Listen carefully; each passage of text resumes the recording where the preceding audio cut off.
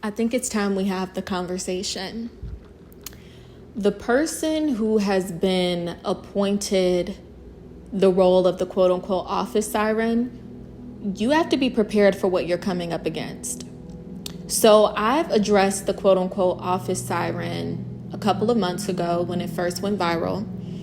And we were having a very, very honest discussion about the importance of knowing how to read the room, essentially. When you're walking into certain spaces, make sure that you are not voluntarily putting targets on your back. However, there's two sides to every coin. I always say this. With the videos I referenced at the beginning of this analysis, as you could see, those women were dressed appropriately for the workplace setting, but they were still penalized for it. And I'm gonna give you guys the reason why. And I'm going to address it from two different perspectives. When you are someone who is deemed conventionally attractive and you are appointed to an occupational position, be on the lookout for two different scenarios. The first is someone bringing you aboard because they are attracted to you, but they are not necessarily interested in what you bring to the table. This is typically tied to romantic endeavors and romantic pursuits. I have another analysis I posted a couple of maybe weeks ago or days ago where I broke this down. And I have other analyses where I talked about how to navigate workplace settings, being cautious of mixing business with pleasure. When you are appointed a particular role and you realize that it was solely under the pretense of someone being romantically attracted to you, physically attracted to you rather, you have to make it your due diligence to show that you have other valuable skills and contributions that you bring to the table if you are interested in moving up the professional ladder and if you want people to take you seriously. Now, the second thing you have to be on the lookout for, which is more so in alignment with the analysis today, is it is true. I know it sounds crazy, but it is true, and it's very common that, for example, say the same sex will bring you aboard to a team. And they will bring you aboard knowing that you are someone who you take pride in your appearance, you take pride in how you dress, how you do your hair. You put yourself together very well, and you're also attractive. They will bring you aboard with the sole purpose of breaking you down. There are other instances where they will try to gain access to you to exploit you. They want to learn a little bit about you. They want to learn about your past, your contributions. And once they suck you dry of all of this information, that's when they are going to dispose of you. I'm going to give you guys an example. I remember being in a professional setting and there was this group. I didn't realize that they were love bombing me. It was a group of individuals and they were like, yeah, girl, let's hang out and da-da-da-da. So of course I kept it boundaried, and it was kind of like, office politics. You know how sometimes you do a little bit of mingling just to kind of keep things copacetic. So I did a little bit of that. And then lo and behold, I realized that when it came to posting certain things for company updates and things like that, they would only post one another. They would post the different outings and events that they went to when I wasn't invited. But every event that I was invited to, they would not post those pictures where we would all be together. But mind you, they would ask me to take pictures with them. And I was like, what are they doing with these pictures then? And one of the pictures that they posted, and I wasn't in it, I realized that a couple of the girls, they started to change their appearance. Now, mind you, there's nothing wrong with this. But what made it awkward and what made it stand out like a sore thumb is they were intentionally excluding me from these updates, these company updates on the website and things like that. But they were constantly posting and supporting one another. And it made it apparent that I was only being utilized as a reference. And when someone is trying to intimidate you, they will purposely invalidate you and not give you, recognition, so to speak. So when you are operating in a professional setting, you have to be on the lookout because some people will bring you aboard with the sole purpose of learning about you, learning about how you carry yourself, your experiences, your contributions. And then once they gain this intel, they do plan to discard of you. Another thing that I want to highlight when it comes to this office siren trope is, in order for you to protect yourself, you cannot put your trust in your charm and beauty basket. And beauty is gender inclusive. So if you are physically attractive as a woman, if you are physically attractive as a male, you can still apply these principles. But this is actually derived from the excerpt titled, Use Superficial Traits in Moderation, in the book In the Lion's Den, Navigating Systems of Power. And it breaks down the fact that, yes, it's very true that there are certain characteristics and traits that will give you access to certain spaces, but you have to make it your due diligence to show you bring other valuable attributes to the table. And the reason being that professional spaces typically show no mercy to quote unquote superficial traits, such as charm and such as physical attractiveness or beauty. So some people have been caught in a crossfire because they were under the impression they were brought aboard for maybe their valuable, experience, maybe some of their innovations, but little did they know people were only bringing them aboard to gain information about them and to dispose of them later on down the line. Sometimes this happens in a quote unquote superficial manner, though, where someone is bringing you aboard because they do find you attractive, but they plan to target your attraction. Now, I'm going to give you an example of the office siren and how the office siren needs to be prepared. There may be some people who bring you aboard just because they want to gain access to you and they want some of your, je ne sais quoi to rub off on them. And then once they feel like that they've successfully gained enough information, they're going to dispose of you and then take your identity on as if it's their own. And what better way to do it than to get rid of the source, because they don't want people to compare notes. Another thing is this.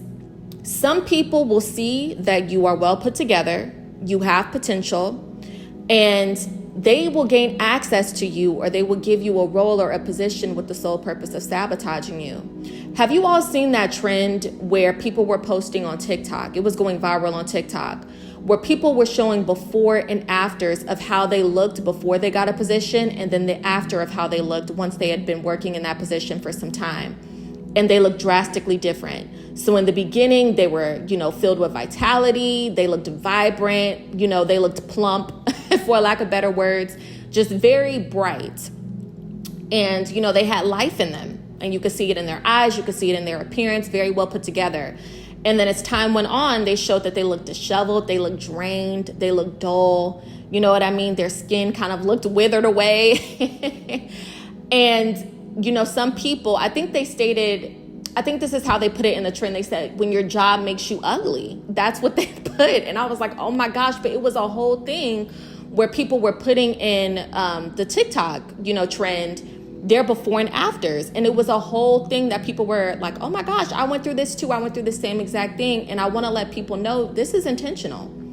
People will see that you have light. People will see that you're well put together, and they will bring you aboard with the sole purpose of breaking you down. So the office siren has to be on the lookout for this. Now, as far as your personal survival guide, when you realize that you are being attacked, how do you know this? Nothing is ever enough. You're doing 120%. Your colleagues, your peers, your coworkers are giving 40%, but they're moving up the professional ladder. You're being, obligated to jump through all of these unnecessary hoops, but you're not receiving, half of the compensation that you should be getting for going through all of these changes and making all of these unnecessary accommodations, especially when you realize that your peers are not obligated to do the same. Another thing is when you make certain complaints, you realize that it goes under the rug.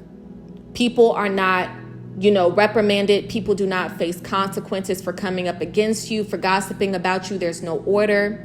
And if you witness that there's any favoritism and you do not have an ally, this is where a lot of people mess up. You become complacent in those settings when you need to start getting your ducks in a row to separate yourself.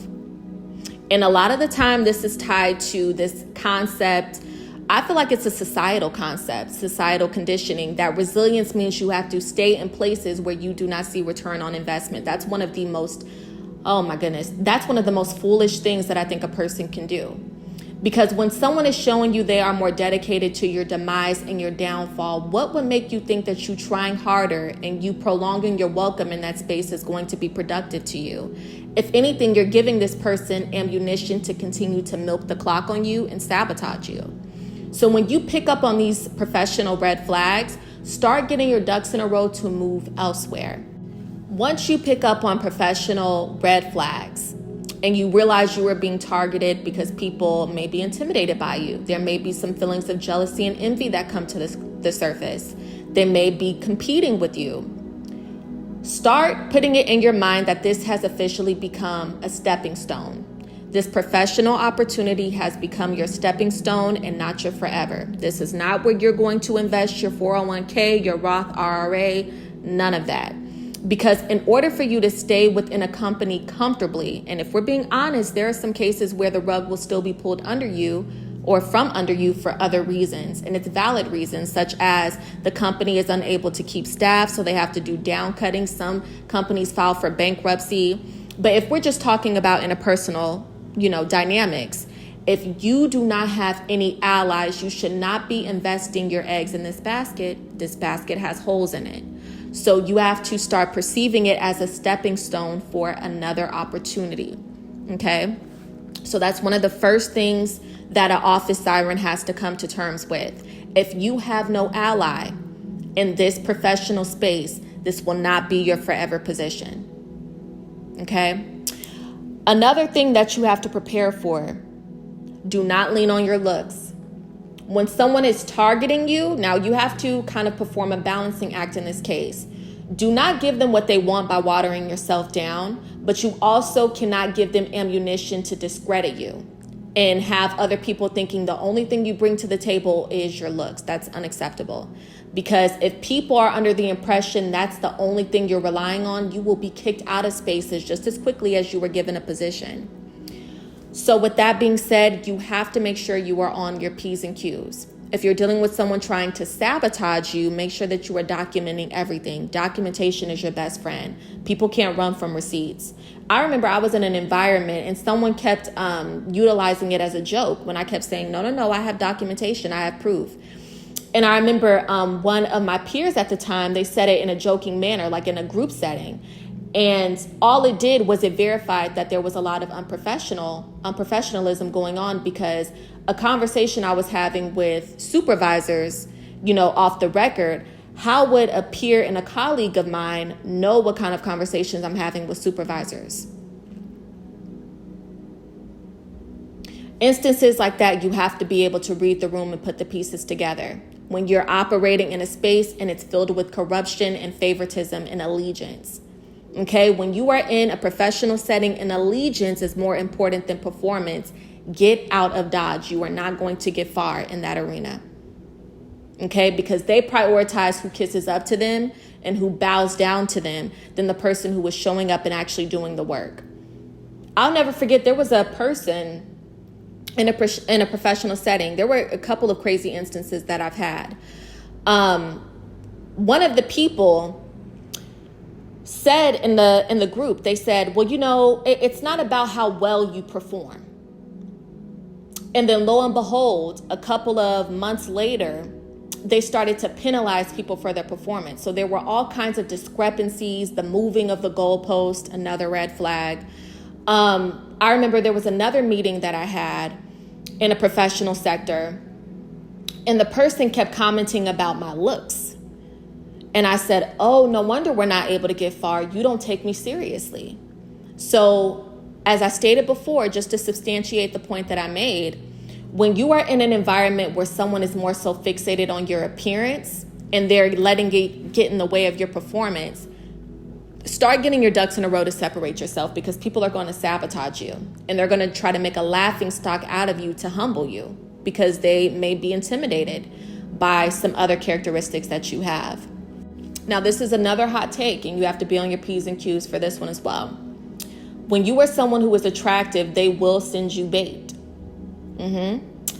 This is why the concept of mixing business and pleasure goes beyond, the surface level, because some people will throw bait in your path to validate whatever preconceived notions and biases that they have about you. This is why I do not encourage, people, if you really take your work seriously and you're someone who's just like, I don't want people to get the wrong impression. I really want people to focus on my work and my work ethic. Mixing business and pleasure is a no-go, because you have certain people who will put that bait in your path to discredit you. If you bite that bait, they have ammunition to discredit you. See, I told you this person was only banking on their appearance. I told you this person was only coming in here because they thought that they could utilize, their appearance or their body to get further ahead. So when it comes to professional spaces, you have to understand the game of chess. You have to think in the long term, not the short term, even if that looks like you giving up instances of gratification. You have to give up short-term gratification for long-term gratification. So there may be somebody that you're fond of, but you're going to have to pass on that. Well, you don't have to do anything. Do whatever you want to do. But if you want people to take you serious in the long run, there are going to be certain things that you have to decline for the sake of your professional reputation and your professional integrity. Now, because I did briefly mention the excerpt from In the Lion's Den, Navigating Systems of Power, I want to read from it directly to provide context. The excerpt is titled Superficial Traits Should Only Be Used in Moderation, and it reads, superficial traits such as beauty and charm can open doors for you, but they can just as easily push you out of those spaces if misused or over-relied. These traits should be viewed as tools to enhance your position, not as the foundation of your character or competence. Relying solely on beauty and charm as a quote-unquote blueprint may cause others to underestimate your abilities, assuming you lack substance. This overemphasis can also provoke unnecessary competition and envy, making you a target for criticism or exclusion. While beauty is subjective, societal norms and cultural standards often define benchmarks for success and attractiveness, which can foster comparison and judgment. All right, babes, so for my office sirens, you have to be on guard. Play chess in professional settings to make sure people are not setting you up for sabotage. All right, babes, that's all that I have for this analysis today. I want to thank you all so much for tuning in. But of course, I want to hear you all's comments, opinions, perspectives, as well as your experiences with something such as what was described in this video today. I look forward to speaking to you guys in the next analysis, babes. Take care.